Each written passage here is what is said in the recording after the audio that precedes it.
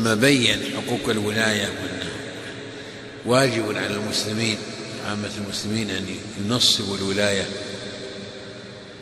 بين بماذا تنعقد الولاية، كيف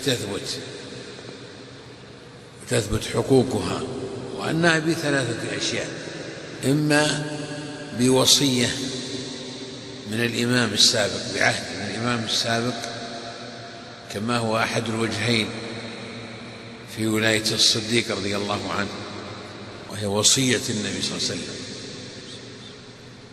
بإشارات وعبارات، حتى قال صلى الله عليه وسلم: يأبى الله والمؤمنون إلا أبا بكر. قال المرأة: ائتيني عام قابل، قالت: فإن لم أجدك، قال: ائتي أبا بكر، ما أشبه ذلك، مثل وصية أبي بكر رضي الله عنه وعهد إلى عمر رضي الله عنه. هذا وجه من وجوه تحقق الولاية العامة، العهد والوصية من إمام سابق كإمامة أبي بكر على أحد الوجهين، وإمامة عمر باتفاق المسلمين بعهد من أبي بكر رضي الله عنه.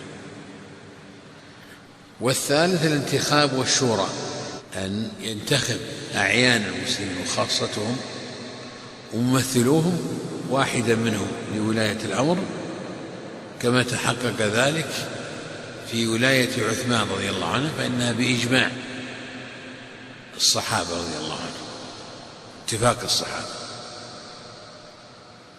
هذا أيضا نوع من حصول الولاية العامة، تحصل الولاية العامة به. والثالث أن يتولى بالغلبة والقهر، بالغلبة والقهر. وهذا الذي حصل بولاية بعض الأمراء، أمراء المؤمنين كعبد الملك بن مروان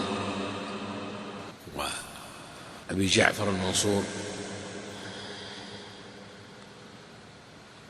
ونحو ذلك.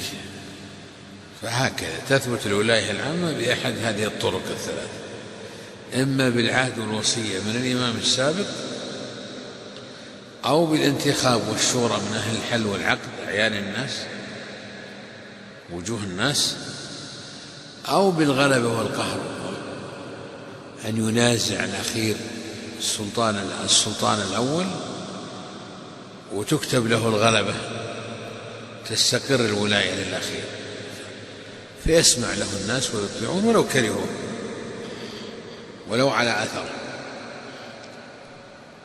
تحصيل المصالح ودرءا للمفاسد. نعم.